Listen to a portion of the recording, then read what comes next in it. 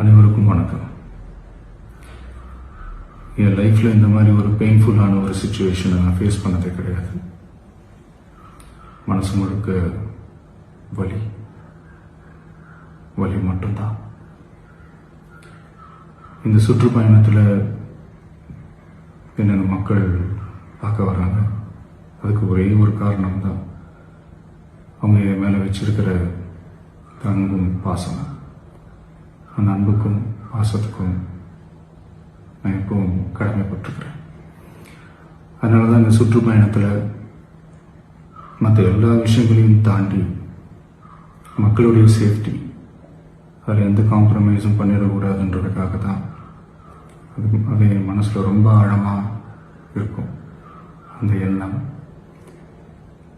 அதனால தான் இந்த அரசியல் காரணங்கள் எல்லாத்தையும் தவிர்த்துட்டு ஒதுக்கி வச்சுட்டு மக்களுடைய சேஃப்டி மட்டும் மைண்டில் வச்சுக்கிட்டு அதுக்கான இடங்களை சூஸ் பண்ணுறது, அதுக்கான இடங்களை பார்த்து பெர்மிஷன் கேட்கறது, போலீஸ் டிபார்ட்மெண்ட்டில் அதை ரிக்வெஸ்ட் பண்ணி கேட்போம். ஆனால் நடக்கக்கூடாதது நடந்துருச்சு. நானும் மனுஷன் தானே. அந்த நேரத்தில் அத்தனை பேர் பாதிக்கப்பட்டு இருக்கும்போது எப்படி அந்த ஊரை விட்டுட்டு என்னால் கிளம்பி வர முடியும்? நான் திரும்ப போகணும்னு இருந்துச்சுன்னா அதை ஒரு காரணம் காட்டி அங்கே வேறு சில பதட்டமான சுச்சுவேஷன்ஸ், வேறு சில அசம்பாவிதங்கள், அந்த மாதிரி எதுவும் நடந்துடக்கூடாதுன்றதுக்காக தான் நான் அவாய்ட் பண்ணேன்.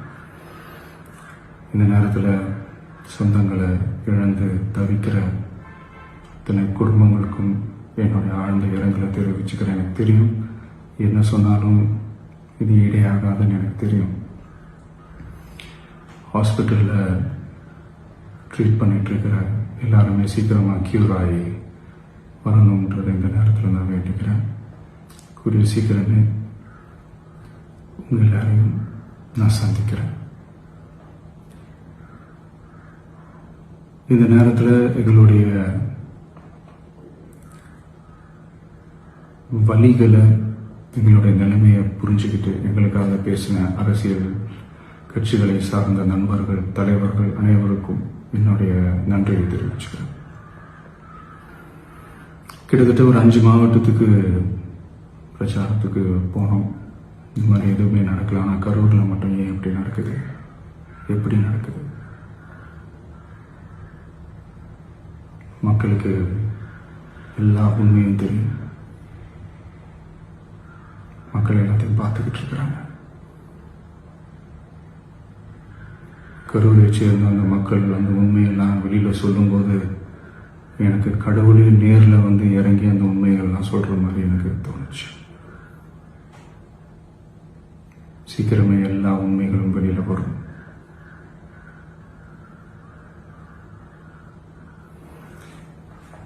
எங்களுக்கு தரப்பட்ட இடத்துல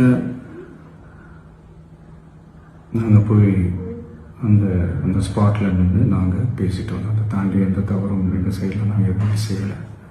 பட் இருந்தாலும் எங்கள் கட்சியை சேர்ந்த நிர்வாகிகள், தோழர்கள் மேலே எஃப்ஐஆர், அது மட்டும் இல்லை சோஷியல் மீடியாவை சேர்ந்த நண்பர்கள், தோழர்கள், அவங்க மேலே எஃப்ஐஆர்லாம் போட்டு இப்போ பிடிச்சிக்கிட்டு இருக்கிறாங்க.